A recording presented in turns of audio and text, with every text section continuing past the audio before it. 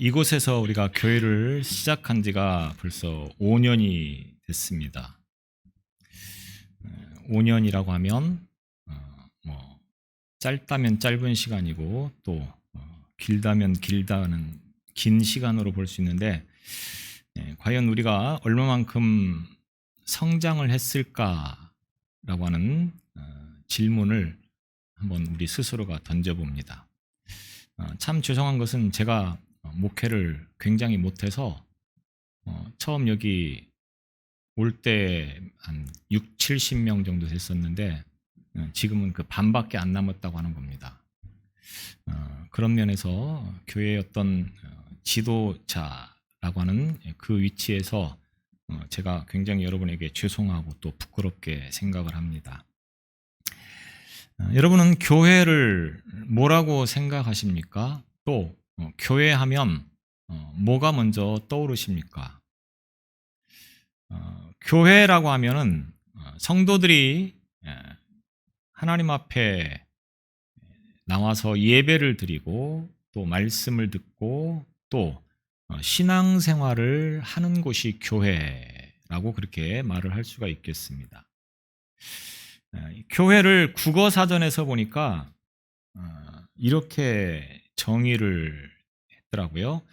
예수 그리스도를 주로 고백하고 따르는 신자들의 공동체 또는 그 장소. 국어사전에서 이렇게 설명을 해놓았습니다. 대부분 이 세상에서 보는 그 종교적이고 기독교적인 그런 관점이 조금 다르게 해석을 하고 이해를 할 때가 참 많은데 이 교회라고 하는 용어만큼은 이 사전에서 상당히 성경에 가깝게 정의를 내린 것을 우리가 볼 수 있습니다. 이 교회에는 크게 두 가지 교회가 있는데 하나는 유형교회가 있고 하나는 무형교회가 있습니다.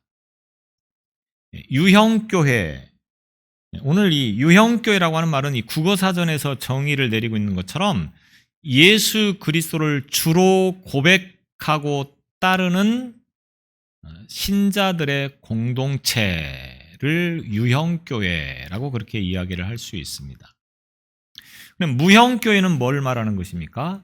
무형교회는 예수 그리스도를 주로 고백하는 신앙, 그 사람, 신앙을 고백하는 그 사람을 무형교회라 이렇게 이야기를 할 수가 있다고 하는 것입니다.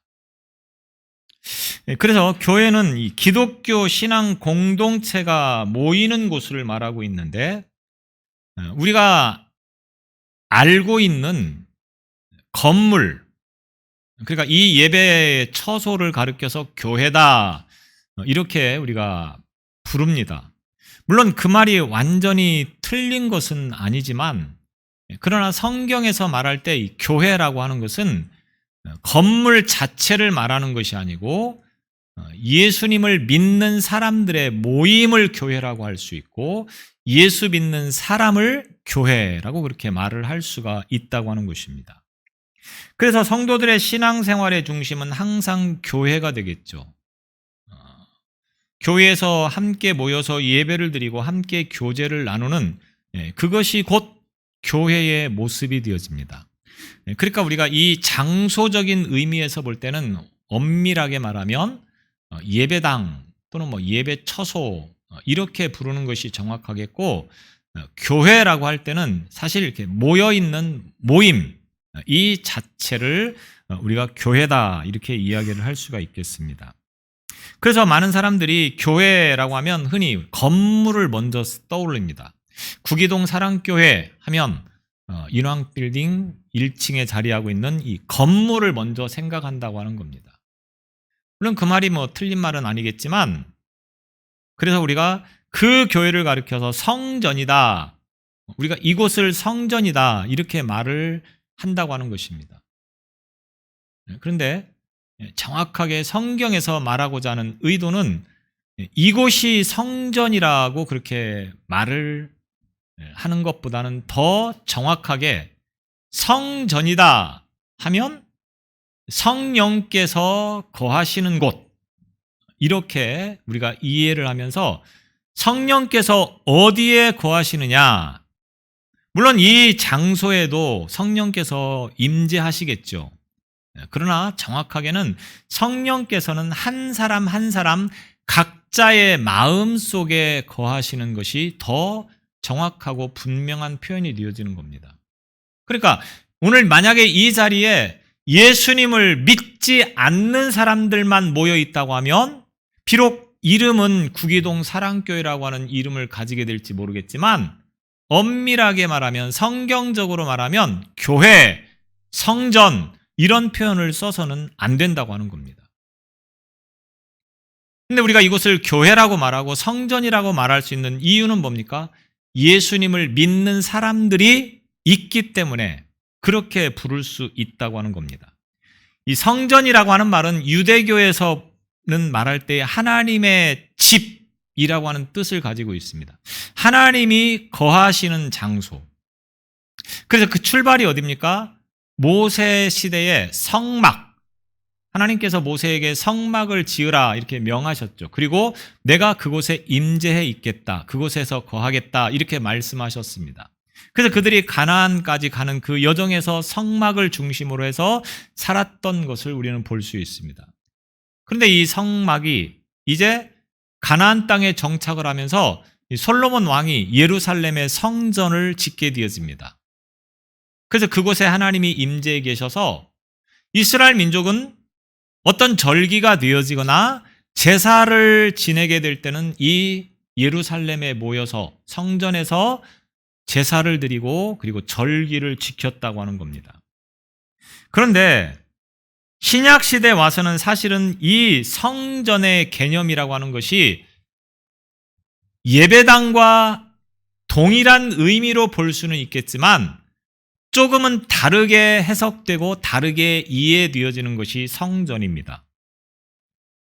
이따가 다시 말씀을 드리겠지만 사도 바울이 이 성전이라고 말할 때는 어떤 것을 성전이라고 말하느냐, 우리가 이렇게 나와서 예배를 드리는 이 장소를 성전이라고 하는 그런 개념으로 말을 한 것이 아니고 성령께서 거하시느냐 거하시지 않느냐, 그래서 성령께서 거하시는 곳이 곧 성전이다 이렇게 말씀을 하고 있다고 하는 겁니다. 이해가 되시고 있죠? 그래서 내 안에 성령이 계시기 때문에 내가 곧 성전이 되는 것입니다. 우리 모임 안에 성령께서 임재해 계시기 때문에 우리 모임이 성전이 되는 것이고 교회가 되는 것이다 이렇게 말씀을 드릴 수가 있다고 하는 것입니다. 그래서 신약에 와서는 다소 이 의미와 용어가 구약시대와는 조금 차이를 보인다고 하는 것입니다. 그러면 교회라고 하는 것은 무엇을 의미하는 것이겠습니까? 예수님께서 이제 본격적으로 십자가의 순환 사건을 제자들에게 가르쳐야 될 필요성을 느끼고 그 때가 다가왔습니다. 이제 머지않아 예수님께서 십자가를 지셔야 할 때가 왔기 때문에 그동안 가르쳐왔던 모든 내용들을 다시 한번 종합해서 그들에게 좀 더 분명하고 확신 있게 복음을 전해야 되는데, 그 가르침을 위해서 질문 형식으로 그들에게 다시 한번 예수님이 어떤 분이신가를 말씀하고 싶어 합니다. 그래서 질문하는 내용이 무엇입니까? 예수님께서 사람들이 나를 누구라고 하느냐, 제자들에게 질문을 하고 있습니다. 나를 따르는 많은 무리들, 많은 사람들이 있는데 그 사람들이 나를 누구라고 생각하면서 나를 따라다니느냐? 예수님은 제자들이 그 이야기를 들었을 거라고 보면서 그들이 대답해 주기를 바라는 것입니다. 그때 제자들이 예수님을 향하여서 뭐라고 말합니까? 어떤 사람은 선생님을 세례 요한이라고도 하고, 어떤 사람은 엘리야라고도 하고, 어떤 사람은 예레미야라고도 합니다. 이렇게 이야기를 합니다. 그러니까 구약시대에 있었던 선지자나 어떤 제사장과 같은 분이 예수님이다 이렇게 믿고 지금 따라다니고 있다고 하는 겁니다. 이 주님이 원하시는 답은 아니었죠. 그래서 주님은 다시 제자들에게 질문합니다. 그러면 너희들은 나를 누구라고 생각하느냐? 제자들, 12제자들을 향하여서 너희들은 나를, 이 예수를 누구라고 생각하느냐? 이렇게 질문을 하고 있는 겁니다. 그때 베드로가 주는 그리스도시요 살아계신 하나님의 아들이십니다. 이렇게 고백을 합니다. 주는 그리스도시요 살아계신 하나님의 아들이십니다. 베드로가 세 가지로 고백을 하고 있습니다. 먼저 그리스도시요 이렇게 답변을 하고 있습니다. 이 말씀은 사실 여러 번 들었기 때문에 너무 잘 알고 있는 말씀일 거라고 생각을 합니다. 그리스도라고 하는 이 말은 헬라어죠, 헬라어.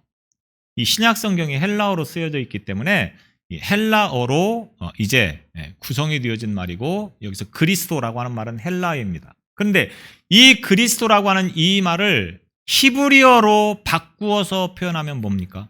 메시아라고 하는 말입니다. 메시아. 그러니까 구약 시대에는 히브리어를 쓰는 사람들에게는 메시아이고 헬라어를 쓰는 사람들에게는 그리스도, 같은 말입니다. 근데 이 말이 무슨 말입니까? 구원자라고 하는 뜻을 가지고 있습니다.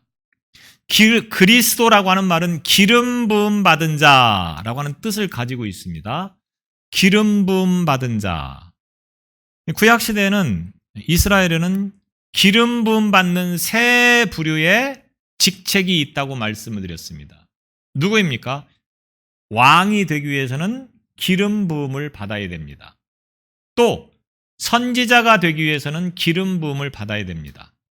그리고 또 제사장이 되기 위해서는 기름 부음을 받아야 되는 겁니다.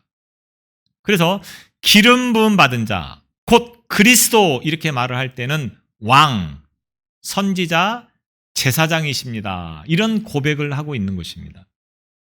근데 이 말이 왜 중요하냐? 이스라엘에게 있어서 메시아, 기름 부음 받은 자라고 하는 말은 이스라엘을 구원할 자라고 하는 것과 동일하게 쓰여지기 때문에 그렇습니다. 그래서 이스라엘 사람들은 이 메시아를 기다렸습니다. 여러 번 말씀드렸지만 이스라엘은 늘 주변국들에 의해서 침략을 당하고 나라를 빼앗기고 포로로 잡혀가고 이런 일들이 계속 반복되어지니까 입장을 바꿔서 우리가 한번 누군가의 침입을 받아서 나라를 빼앗기고 포로로 잡혀갔다고 생각을 해보십시오. 얼마나 고통스럽습니까? 이스라엘이 늘 그랬습니다. 그러니까 그들이 기다리는 것은 뭡니까? 좀 힘 있는 왕이 그 주변 사람들을 다 물리치고 우리나라를 힘있게 좀 세워달라.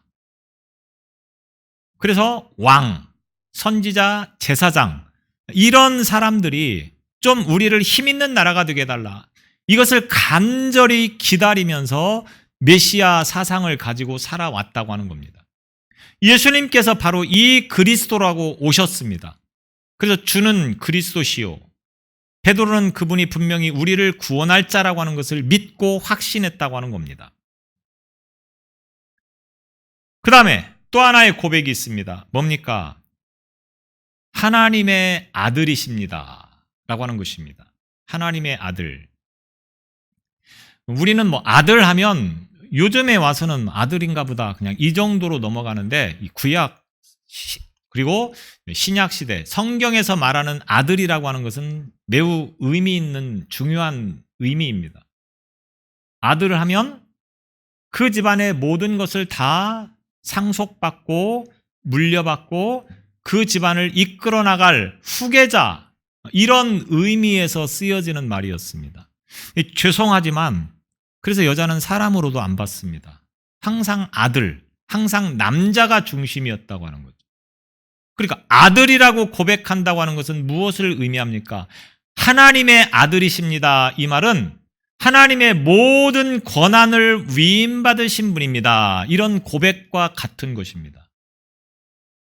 하나님이 이 세상의 주인이시라고 하면 예수님께서는 그 하나님께서 세상의 주인이신 모든 것을 다 물려받으실 분, 통치하실 분, 다스리실 분, 이런 의미를 가지고 베드로가 답변을 했다고 하는 것입니다.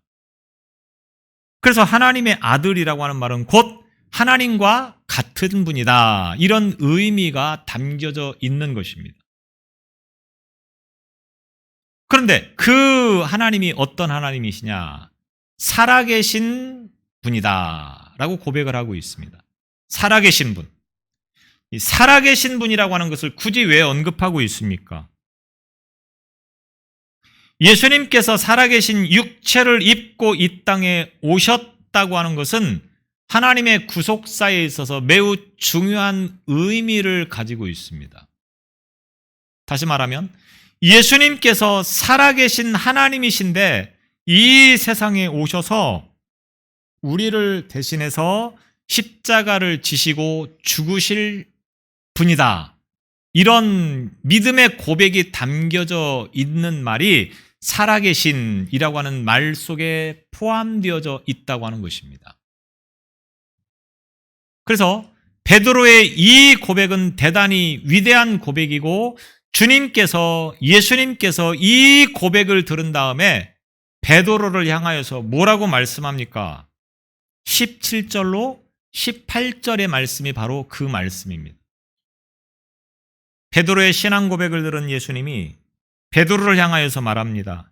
내가 복이 있도다. 복이 있도다. 이렇게 말씀합니다. 그러면서 18절에 보면 너는 베드로라, 내가 이 반석 위에 내 교회를 세우리니, 베드로를 향하여서 반석이라고 하는 말을 하면서 그 반석 위에 교회를 세우겠다, 이런 말입니다. 이 반석이라고 하는 말이 헬라어로 보면 페트라라고 하는 말입니다. 페트라. 그래서 베드로를 영어식 이름으로 말하면 뭡니까? 피터라고 하는 말이에요. 피터. 그래서 같은 말입니다. 베드로나 반석은 같은 말입니다. 예수님께서 베드로 반석 위에 교회를 세우시겠다, 이렇게 말합니다. 그래서 천주교에서는 마치 베드로가 교회의 기초가 되어지는 거라고 생각을 하면서, 베드로는 1대 교황이고, 그리고 그 교황의 대를 이어서 지금 계속해서 천주교가 교권을 쥐고 있고 교회의 정통성을 독점하고 있다, 이렇게 주장을 하고 있습니다. 그런데 만약에 베드로라고 하는 한 인간 위에 교회의 기초를 삼았다라고 하면 어떤 문제가 생깁니까? 23절에 보면 베드로를 향하여서 예수님께서 뭐라고 말합니까? 사탄아, 내 뒤로 물러가라, 이렇게 말씀합니다. 베드로를 향하여서 사탄아, 내 뒤로 물러가라. 이것은 베드로의 실수와 허물을 책망하는 이야기입니다. 이렇게 실수하고 책망을 받을 만한 삶을 살아가는 한 인간 위에 이 교회라고 하는 엄청나게 중요한 어떤 세우는 그런 일을 하나님이 하시겠습니까? 결코 그렇지 않다고 하는 겁니다. 인간이 교회의 기초가 되어지면 교회의 가치는 그 순간 다 상실되어져 버리고 마는 것입니다. 따라서 예수님께서 베드로가 반석이라고 이름을 지어주면서 그 위에 교회를 세우시겠다, 이렇게 말한 것은 무엇을 의미하는 것입니까? 베드로의 신앙 고백, 다시 말하면 주는 그리스도시요 살아계신 하나님의 아들이십니다라고 고백하는 그 신앙 고백 위에 교회가 세워진다, 이렇게 말씀을 하고 있는 것입니다. 자, 그래서 교회라고 하는 것은 앞서 말씀을 드렸듯이 건물을 말하는 것이 아니고 신앙 고백이 곧 교회가 되어진다고 하는 겁니다. 오늘 저와 여러분이 주는 그리스도시요 살아계신 하나님의 아들이십니다라고 신앙을 고백한다고 하면 그 고백이 곧 교회가 되어진다고 하는 것입니다. 그래서 신약에서 여러 번 교회라고 하는 단어를 쓰고 있습니다. 그 이후로 사도 바울도 에베소 교회에 편지를 보내고 데살로니가 교회에 편지를 보내고 고린도 교회에 편지를 보내고 교회라고 하는 단어를 씁니다. 그런데 교회라고 하는 단어를 쓸 때는 어떤 건물을 의미하는 것이 아니고, 자, 예를 들어서 예루살렘 교회에 가서 사도 바울이 선교 보고를 합니다. 그러면 이때 예루살렘 교회는 무엇을 말하는 것이겠습니까? 예루살렘에 세워진 어떤 건물? 그것을 말하는 것이 아니고 예루살렘 안에 있는 예수를 믿는 사람들의 모임, 그곳에 가서, 사람들이 모여있는 곳에 가서 선교를 보고했다, 이렇게 말씀을 드리는 것입니다. 예루살렘 교회 하면 어떤 건물을 말하는 것이 아니고 예루살렘 안에 있는 예수 믿는 사람들의 모임, 마찬가지입니다. 에베소, 고린도, 골로새서 모든 교회들이 다 이와 같은 의미로 사용이 되어졌다고 하는 것입니다. 그렇다고 하면 오늘 구기동 사랑교회 하면 무엇을 말하는 것이겠습니까? 이 건물을 말하는 게 아니고 오늘 예수님을 믿는다고 고백하는 저와 여러분들이 곧 구기동 사랑교회가 되는 것입니다. 만약 우리가 여기에서 다른 곳으로 이사를 가면 어떻게 됩니까? 그래도 구기동 사랑교회가 되는 겁니다. 왜? 예수님을 구주로 믿는 사람들의 모임이 다만 장소를 옮겼을 뿐이기 때문에 그렇다라고 하는 것입니다. 그래서 성전이라고 하는 이 말이 구약시대에는 건물을 의미하는 것이 되었지만 신약시대에 와서는 건물을 의미하는 것이 아니고 사람을 가리키는, 모임을 가리키는 표현으로 쓰여지고 있다고 하는 겁니다. 그래서 사도 바울이 고린도전서 3장 16절에 뭐라고 말합니까? 너희가 하나님의 성전인 것과 하나님의 성령이 너희 안에 계시는 것을 알지 못하느냐? 너희가 하나님의 성전인 것과 하나님의 성령이 너희 안에 거하시는 것을 알지 못하느냐? 오늘 저와 여러분에게 말씀하고 있습니다. 오늘 우리 안에 누가 계십니까? 성령께서 계십니다. 그래서 우리가 성전이 되는 겁니다. 내 몸이 성전이 되는 겁니다. 좀 오래된 이야기지만 어떤 드라마에서 내 안에 너 있다, 이런 대사를 날린 적이 있었습니다. 그래서 굉장히 이 대사가 유행을 했었죠. 내 안에 너 있다? 이 말이 무슨 말인지 아십니까? 여러분 안에 지금 누가 계십니까? 여러분 안에 성령께서 거하시고 있다고 하면 여러분이 곧 성전이 되는 것입니다. 우리 몸이 곧 거룩한 성전이 되는 것입니다. 우리 몸이 곧 교회가 되어진다고 하는 것입니다. 예배당 안에 들어오면 굉장히 사람이 거룩해지죠.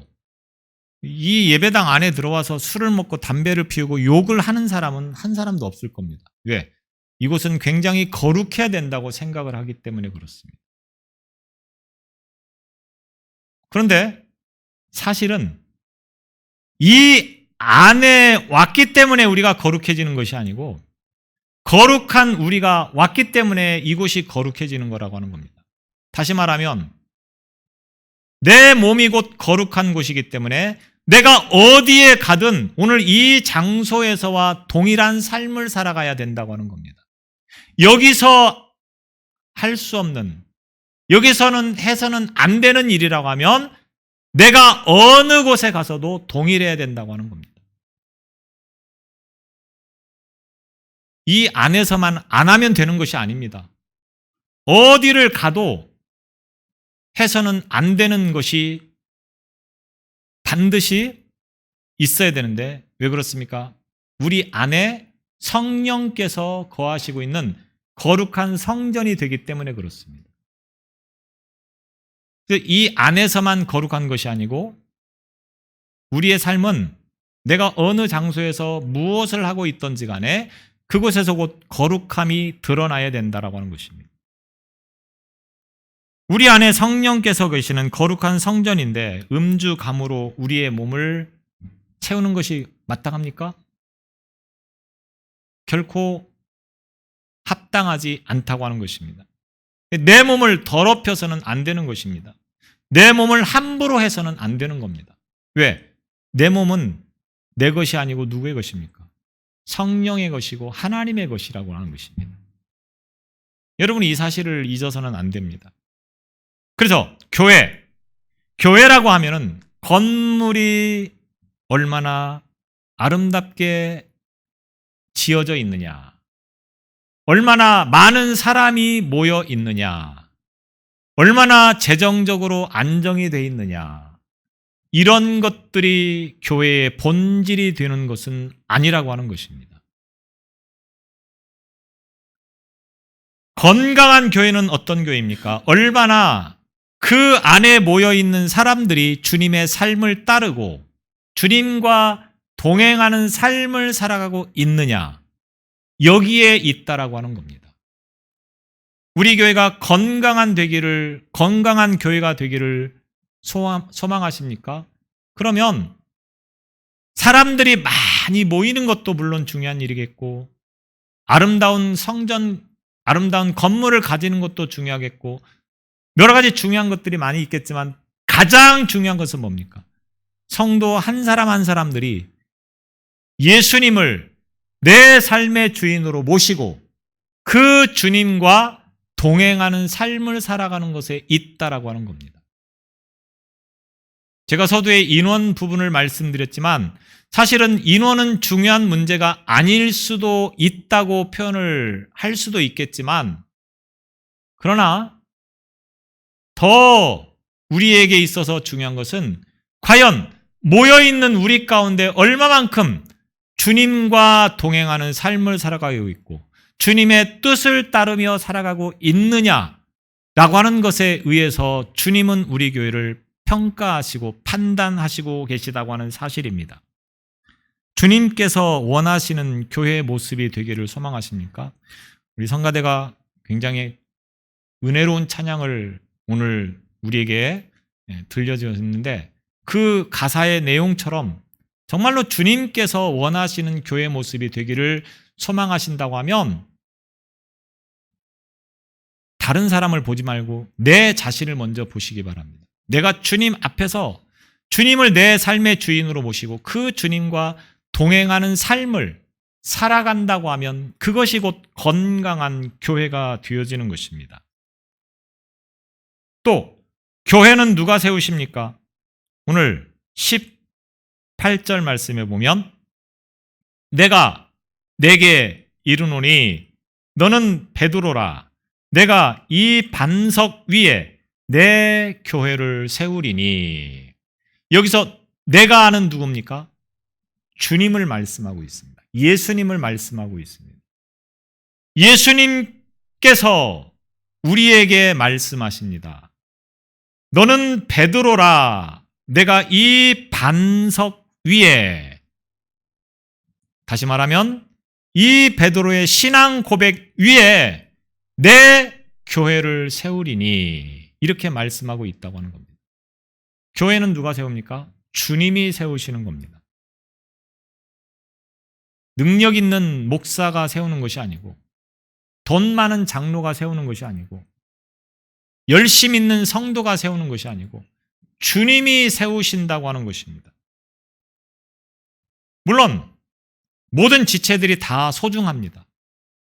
그러나 주님께서 교회를 세우시고 그 주님의 교회를 위해서 헌신하도록 우리가 부름을 받은 것입니다. 그래서 교회는 철저하게 주님이 세우신다고 하는 것을 잊지 말아야 됩니다. 이 교회는 주님이 세우신 교회가 되어지는 것입니다. 어떤 사람에 의해서 세워진 것이 아니라고 하는 겁니다. 예를 들어서 우리가 1시간 예배를 드리면 5만 원을 주겠다, 10만 원을 주겠다, 이렇게 광고를 하면 어쩌면 구름대처럼 몰려들지도 모릅니다. 1시간 예배 드리면 10만 원을 준다는데 안 오던 성도들도 아마 다 나올지도 모르겠습니다. 그래서 이 자리가 차고 넘칠지도 모르겠습니다. 그러나 많은 사람이 모였다고 하여서 과연 교회라고 할 수 있느냐? 그들이 왜 나왔습니까? 돈 받기 위해서 나왔습니다. 하나님을 예배하기 위해서 나온 것이 아니고 주님이 자신의 삶의 주인이기 때문에 그분을 높이기 위해서 나온 것이 아니고 돈을 받기 위해서 모여 있다? 그러면 그거를 교회라고 성전이라고 말을 할 수가 없다고 하는 겁니다. 교회의 개념이 바로 이런 것이라고 하는 겁니다. 교회는 오직 예수님에 대한 바른 고백이 있을 때만 그것이 바로 참된 교회이고 진정한 교회가 되어지는 것입니다. 예수님께서 오늘 저와 여러분에게 너는 내가 누구라고 생각하느냐 질문하십니다. 여러분은 여기에 대해서 분명하게 답을 할 수 있어야 됩니다. 주님은 나의 필요이십니다. 내가 힘들고 어려울 때 나를 도우셔야 됩니다. 내가 가난할 때 나에게 물질로 채워줘야 됩니다. 내가 몸이 병들었을 때 내 병을 고쳐주셔야 됩니다. 혹시 이렇게 고백하며 지금 신앙생활하고 있지 않습니까? 주님 앞에서 나는 아무것도 아닙니다. 나는 죄인입니다. 그런 나를 위해서 이 세상에 오신 주님, 그 주님께서 내 삶의 주인이십니다. 평생 그 주님과 동행하는 삶을 살겠습니다. 주는 그리스도시요 살아계신 하나님의 아들이십니다. 이 고백이야말로 오늘 주님께서 저와 여러분에게 요구하시고 있는 고백이라고 하는 것입니다. 사도행전 4장 12절에 보면 다른 이로서는 구원을 얻을 수 없나니 천하 인간의 구원을 얻을 만한 다른 이름을 주신 적이 없다라고 말씀하고 있습니다. 예수 그리스도를 통해서만 우리가 구원을 받을 수 있다.